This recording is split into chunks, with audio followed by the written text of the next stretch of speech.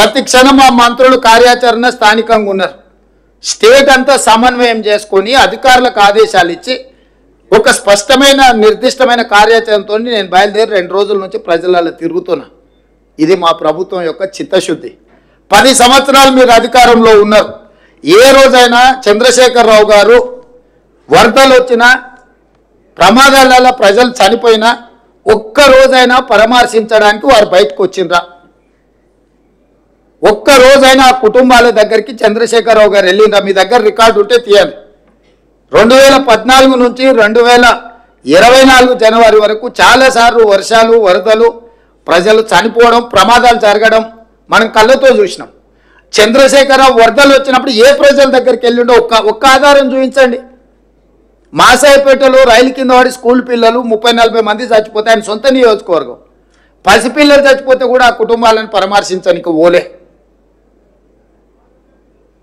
Outer ring road దగ్గర ఒక veterinary డాక్టర్ని ముష్కర్లు ఎత్తుకెళ్ళి బ్రూటల్లీ రేప్ అండ్ మర్డర్ చేస్తే కూడా ఆ కుటుంబాన్ని పరామర్శించడానికి ఓలే. మానవత్వం లేని వ్యక్తిగా 10 సంవత్సరాలు ప్రభుత్వాన్ని నడిపిన మీరు ఈరోజు ప్రజలలో ఉన్న మమ్మల్ని ప్రతి క్షణం ప్రభుత్వం అప్రమత్తంగా ఉండి పనిచేస్తుంది. ఇవాళ పక్క రాష్ట్రంలో మన రాష్ట్రంలో కృష్ణా జిల్లా, ఖమ్మం జిల్లా కవలపిల్లలాగా ఉంటాయి పక్కన పక్కన. ఒకే రకమైన వర్షము, ఒకే రకమైన పరిస్థితులు ఉంటే అవతల ఎంత జరిగింది నష్టం, యువతలు ఎంత జరిగిందో ఒక అంచనా వేయండి. ఈ ప్రభుత్వం అప్రమత్తంగా ఉందో లేదో. అవతల నష్టం జరగడం కూడా బాధాకరం. అవతల జరిగి ఉండొద్దు, యువతల జరిగి ఉండొద్దు. కాకపోతే ఈ ప్రభుత్వం అప్రమత్తంగా ఉందా లేదా అనే దానికి ఒక సరిపోల్చుకోవడానికి 2 పక్కనే ఉన్నాయి. మీరే చెప్తారు అవతల రాష్ట్ర ముఖ్యమంత్రి గారు అప్రమత్తంగా ఉన్నారు. సంతోషం, మంచిది.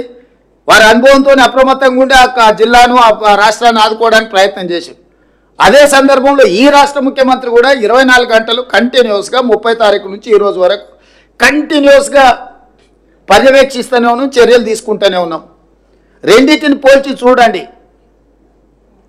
మరి అవతల రాష్ట్రంలో ప్రతిపక్ష నాయకుడు లేకపోతే మా నాయకురాలు షర్మిల గారు ప్రజలకి వెళ్ళి కష్టపడ్డల దగ్గర, ఇక్కడ ఉన్న ప్రతిపక్ష నాయకుడు ఎక్కడున్నాడు? అసలు ఉన్నాడా? ఎందుకు కనిపిస్తలేడు? ఎందుకు మాట్లాడతలేడు? ఆయన కొడుకు ఎక్కడున్నాడు? అమెరికాలో లేడా? అమెరికాలో జల్సాలు చేయట్లేదా? అమెరికాలో జల్సాలు చేసేటోడు కూడా మా 10 ఏళ్ళ అధికారం అనుభవించి 1,00,000 కోట్లు అక్రమంగా సంపాదించుకొని అమెరికాలో జల్సాలు చేస్తున్నాడు కూడా ఈరోజు ఈ ప్రభుత్వం మీద దాడి చేస్తున్నారు. అయినా ఈ ప్రభుత్వం మనోధైర్యం కోల్పోదు. ధైర్యంతో ప్రజలకు అండగా నిలబడి ప్రజల్ని ఆదుకోవడానికి ప్రయత్నం చేస్తుంది. స్వచ్ఛంద సంస్థల్ని సమాజంలో ప్రముఖులుగా భావించే వాళ్ళను, కార్పొరేట్ కంపెనీలకు నేను విజ్ఞప్తి చేస్తున్నా, ప్రజలు కష్టాలలో ఉన్నారు, మీ చేతనైన ఆర్థిక సహాయాన్ని అందించండి. మానవత్వం ప్రదర్శించాల్సిన అవసరం ఉన్నది. ఈరోజు మానవీయ కోణంలో వీళ్ళందరూ కూడా ఆలోచన చేసి చెయ్యగలిగిన సహాయాన్ని ఈ పేదలకు అందించండి. సహాయం అందించని వాళ్ళు మనోధైర్యాన్ని ఇవ్వండి. మేము మీకు అండగా నిలబడ్డాము అని ఒక మంచి మాట అయినా మాట్లాడండి.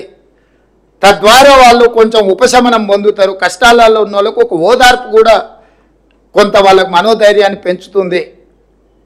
కాబట్టి ఈరోజు ఈ ప్రభుత్వం అన్ని రకాలుగా ఆదుకుంటుంది, నష్టపరిహారాన్ని అందిస్తుంది. అన్ని రకాలుగా నేను అధికారులకు మళ్ళా సూచన చేస్తున్న ప్రజాప్రతినిధులు, మా ఎమ్మెల్యేలకు కూడా మురళీ నాయక్ కానీ, రామచంద్ర నాయక్ గారు కానీ, యశస్విని రెడ్డి గారు కానీ, మా నాగరాజు గారు కానీ, వేదిక మీద ఉన్న ముఖ్యమైన నాయకులకు, ఎమ్మెల్యేలకు, సీతక్కకు, ఎంపీ పార్లమెంట్ నాయకుడు బలరాం నాయక్ గారు కానీ, అదేవిధంగా కనకయ్య గారికి క్షేత్రస్థాయిలో మీరు ఎప్పుడు ప్రజల మధ్యలో ఉండండి, తిరగ